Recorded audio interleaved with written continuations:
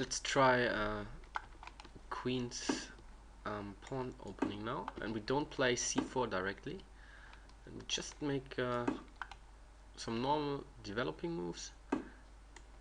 And now I want to castle very quickly. We have a choice between bishop d3 or bishop e2. I think I like bishop d3 bet more here in this position, and I want to fight for e4. And black usually tries to break up the center with c5, and I will support the pawn here with c3 later on. So this knight will go to d2. What black can do is playing bishop a6 and exchanging this bishop, and the bishop might get quite strong here because it attacks the king.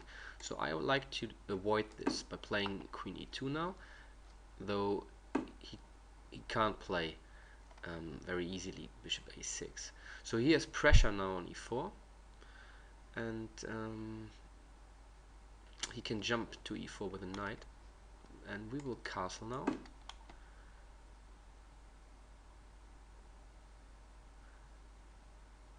And then utilize maybe e5, the square, so we can jump to e5 with our knight. And I also like really to bring in the other rook and maybe open the e-file. So let's play rook e1, and the purpose is just playing e4 sooner or later. Here we play c3 as mentioned. If he takes, we will take back with the e-pawn, and then we have the open e-file, or the semi-open e-file. So this is a very cautious setup, and nevertheless I think you have some good attacking chances here on black's king. So I want to keep the bishop here, so maybe I play h3 now, in case he wants to attack this bishop. For example, with knight h5, I can retreat it to h2. So this is not a problem anymore, and afterwards I can fight for e5. Maybe even now, because he now threatens to play something like e5, or let's assume, not directly, but I jump to e5 anyway. Okay, so here's the question: if I should take with the bishop, or should I take with the pawn?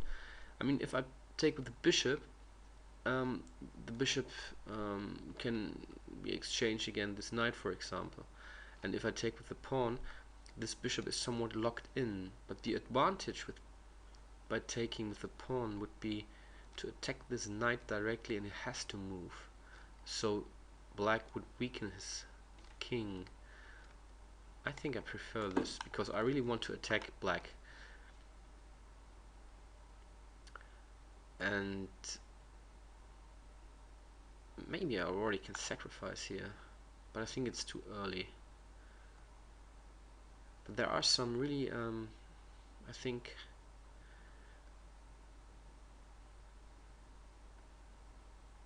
good possibilities here on the black squares as well. So if I play, for example, queen g4 later, bishop g5, and then f4, and attacking here on the king, it might be very quick. So the plan is to play f4, f5 in the next couple of moves. And I also think about sacrificing here my bishop, and I think about playing e4 just to bring in the rook and the knight. Yes, let's do this.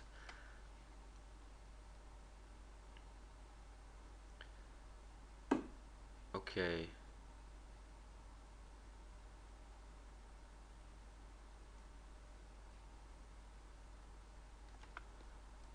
I need to take care a little bit about any possible threats here on this bishop, so I take it away, I move it away first, And then maybe I play queen g4.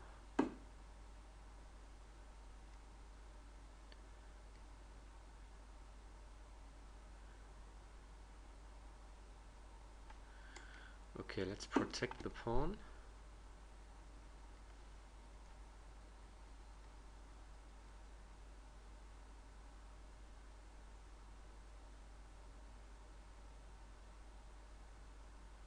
I mean, we already have some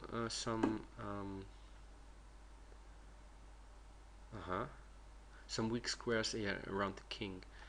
Now, I think there are some potential threats by playing sooner or later e5, e6. I mean, if he takes here, is this really a problem? I don't think so.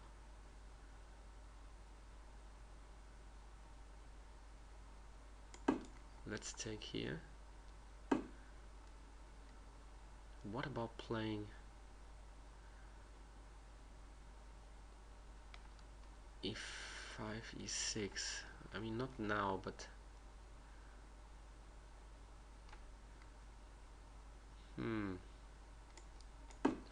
okay, now the bishop is protected, and I really threaten to play something like e6. The piece I don't like in my position is a rook here on f1. Maybe I should regroup.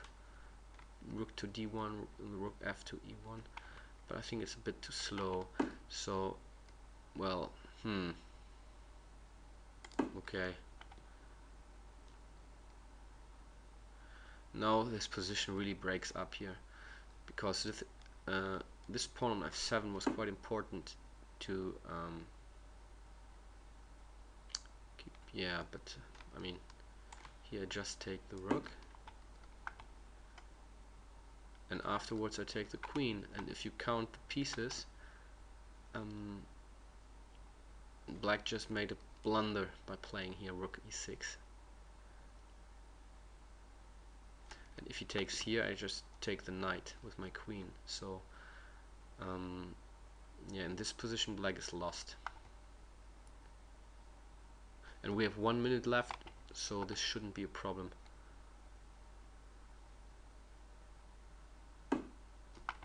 Okay, let's take here. We attack black resigns this bishop, and yeah, the queen was hanging as well, so he needed to like moving here to b8. So this is a very bad position, and black is just a whole rook down. So this was rather quick game, just like 20 moves. And what to learn from this game, I think, is just the opening. I mean, the whole setup of white is not very aggressive. So if you know to play even a very not so known opening variation, which is not played very often and is yeah, it's not that good for white. I mean, it's because it's so cautious. You can play it anyway, because a lot of opponents don't know the opening this well, yeah, and you often have in this kind of position a clear plan. You support your center like this, and then you attack the king. So the whole white setup is really easy. And sometimes you try to play for e4, so in the center, and sometimes you try to attack. You use a square on e5 for your pieces. You can jump with this knight to e5, then you support it with the other knight, and you can sometimes even try to play something like f4, and then pushing the pawn forwards, f5, opening up the f-file. A lot of pieces of white will attack here, and if black is not quick enough with counterplay, you sometimes just have a nice win here by attacking the king. I think I will try to play this opening a couple of times now. I don't play it regularly, so I think if I look at it now, maybe I think rook e1 is not the best move. But this is what I want to say. I mean, it's not that important to know all these theoretical lines until move 20 in the Ruy Lopez or in some Sicilian defense openings. Sometimes it's just good to have a clear-cut plan and a position where the opponent doesn't have an edge as well. theoretically wise. So just play it, and even if the position is according to some opening books just equal is not bad. If you have an equal position but you have knowledge what to do, I think it's better than having some slight edge, but the opponent knows everything about the opening and feels totally comfortable. So I would just suggest to try it out, give it a shot. This opening, it's very easy, and maybe you have some nice victories here on by attacking the black king.